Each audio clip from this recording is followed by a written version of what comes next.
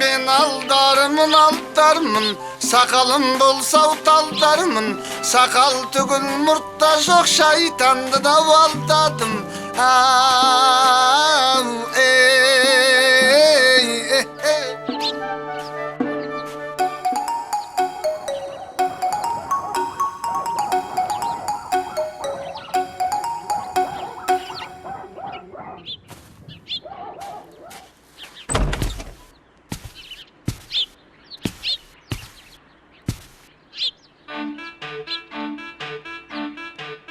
Assalamualaikum bayıke.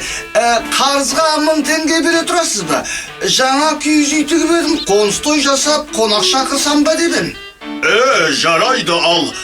Бірақ қарызға алған 1000 теңгемді қайтармайынша күн сайын 100 теңгеден өсім төлеп тұрасың ба? Олай болса, 10 күннің ішінде қарызыңды қайтарып бере алам ғой байеке. Жоқ, маған 1000 теңгемді қайтарғанда ғана қарызыңды өтеген боласың. Күніне төлейтін 100 теңге ол менен қарыз алғаның үшін саған өсім, ұқтың ба? Күніне 10% дегеніңіз тіпті қымбат емес пе? Құдай бетін арығысын, ауырып қалып қарызыңызды төлей алмалсам қайтемін сонда? Ондай жағдай болса, мына үйіңді кепілдікке қоясың. Сонда өзім қайда тұрам?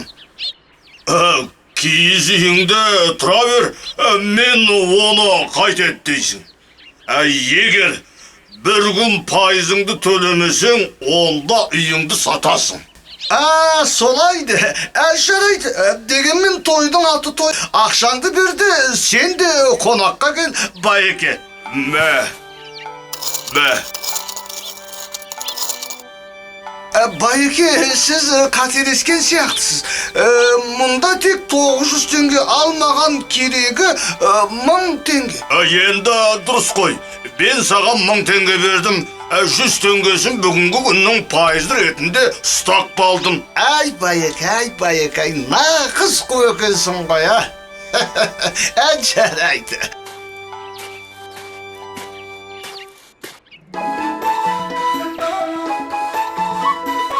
Киіз үйің әдем екен. Дұрыс айтасың. Бәріміздің басымызды қосатын осы алдар ғой. Иә. Сол айтам, міне көрмейсің бе? Барды шығып жайнатып тастаған ғой. Ырым бойынша ең алдымен үйдің ішіне мысық жіберу керек. Мысық табыңдар, мысық керек мұнда.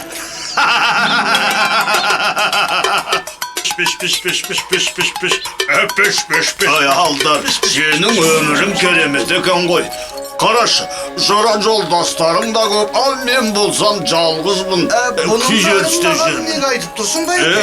Бұны айтқаным, енді сен маған күніне 10 емес 20% төлейтін боласың. Бұлай болмайды байеке. Біз олай келіспедік қой, бұның қалай? Онда ақшамды қайтар. Бар жағдайың бірден шешіледі. Не дейді? Ойбай, менің ақшам болса, сізден қарызға ақша сұрайтын дедім. Қызық екенсіз. Ақшаң болмаса, онда тыныш отыр. 20% дедім ба? Яғни 20% төлейсің. Жарайды байеке, жарайды, ашуланбаңызшы. Тойдың сәнін бұзбай-ақ қояйық. 20 дедіңіз бе? Маған дөрекі сөйлегенің үшін енді 30% болады, түсіндің ба? Ойбай, қарызым тақ осылай өсе беретін болса, мына киіз үйді сатуға тура келетін болды ғой.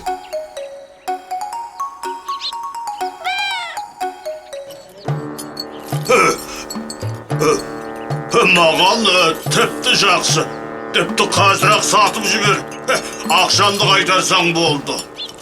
Ау, қадірлі қонақтар, жап жаңа күйіз үйімді 3 теңгеге сатайын деп тұрмын. Ey, men alam, ey, men alam, men. Ey, men alayış, men ağalam.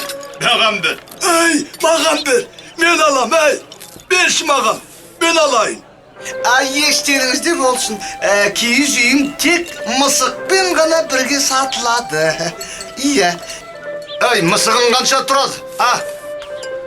Мысықтың құны 1000 алтын. Сонда мысығың киіз үйіңнен де қымбат болды ма? Жарайды. Үйіңмен қоса мысығыңды мен алам. Ей, Иә. сенің есің дұрыс па?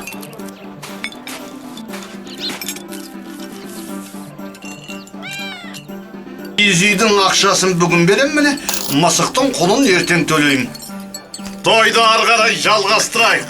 Үйде мысықта менікі енді. Міне байеке, күйіз үйім үшін маған берген 3 теңгені түгелімен қайтып ал. Ey, алаяқ неме? Сонда менен 1000 теңге алып тек 3 теңге қайтарып тұрсың бай? Сен не деп тұрсың ой? Енді қайтейін. Қаншаға сатсаң да өзің біл деген өзің ғой. Енді міне күйіз үйдің ақшасын ал да осымен есеп айырсайық. Алы 1000 алтын тұратын мысықшы.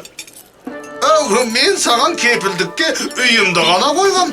Ал мысықта шаруаң болмасын байеке. Бере сал. Алдар, мен қызық беттім ау. Мысығыңды сатып алатын менде 1000 алтын теңге жоқ. Мысығымды алмасаң, онда күйіз үйді де сатпайым саған. Рахмет. Менің өз үйім бар, маған керегі де жоқ. Ей, баста қатырмай жүрші үйге.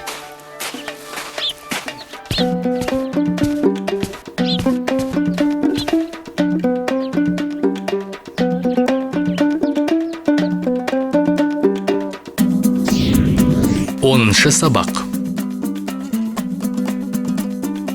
Купил как-то Алдар новую юрту и решил новоселье отметить. Бірде Алдар жаңа киіз үй сатып алып, той жасамақ болады. Понадобились ему деньги, и тогда под залог юрты одолжил он у бая деньги в кредит. Оған ақша керек болып қалады. Сонда ол киіз үйін аманатқа салып, байдан қарызға ақша сұрайды. Каждый день теперь Алдар должен платить 100 тенге, пока долг не отдаст. А если денег не будет, то новую юрту продать придется. Енді Алдар қарызын өтемегенше күн сайын 100 тенге төлеу керек екен. Ал егер ақшасы болмаса, жаңа киіз үйін сатуға тура келеді. Бай потребовал вернуть деньги раньше срока. Бай ақшасын мерзімінен ертерек қайтаруға талап етеді. Алдар продал юрту как залоговое имущество за 3 тенге и вернул кредит. Алдар аманат мүлік болған киіз үйін 3 теңгеге сатып, қарызын өтепті.